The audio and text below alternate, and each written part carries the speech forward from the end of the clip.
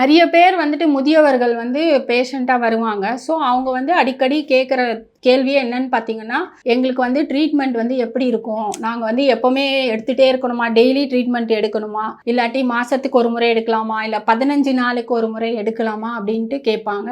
முதியவர்களாக இருந்தாலும் சரி, யாராக இருந்தாலும் சரி, ஒரு பிரச்சனைன்னு வரும்பொழுது ஒரு நோய் இருக்குது அப்படின்னா அதுக்கு வந்து நம்ம வந்து ட்ரீட்மெண்ட் வந்துட்டு கண்டிப்பாக ஒரு குறிப்பிட்ட நாட்கள் கண்டிப்பாக அவங்க எடுத்து தான் ஆகணும். இப்போ ஃபார் எக்ஸாம்பிள் நான் வந்துட்டு ஒரு 10 டேஸ் ரெகுலராக வர சொல்லுவேன். 10 டேஸில் வந்து டே பை டே அவங்களுக்கு வந்து இம்ப்ரூவ்மெண்ட் இருக்கும். வயசானவங்களுக்கு வந்து மேக்ஸிமம் பார்த்தீங்கன்னா ரொம்ப கிரானிக்காக இருக்கும், நிறைய டெஃபிஷியன்சி இருக்கும். ஸோ அதெல்லாம் நம்ம பார்க்கும்பொழுது அவங்களும் வந்து ஃபஸ்ட்டு 10 டேஸ் மட்டும்தான் ரெகுலராக வருவாங்க. அதுக்கப்புறம் வாரத்தில் 2 நாள், ரொம்ப கிரானிக்காக இருக்குது, ரொம்ப சிவியராக இருக்குது அப்படின்னா வாரத்தில் 3 நாள், இல்லாட்டி வாரத்தில் 2 நாளே போதுமானது தான். அவங்க வயதானவர்களாக இருந்தால் கூட அவங்களுக்காக நம்ம வந்து குறைச்சி பண்ணுறது அப்படியெல்லாம் கிடையவே கிடையாது. அந்த நோயின் தன்மைக்கு ஏற்ற மாதிரி தான் அந்த டே சமயமே தவிர வயசானவங்க குழந்தை அந்த மாதிரி கிடையாது. ரொம்ப குழந்தைங்களுக்கு நம்ம வந்து நிறைய வேற மாதிரி இருக்கும். பட் வயசானவங்களுக்கு அவங்களோட எனர்ஜியை பார்க்கணும் ஃபர்ஸ்ட்.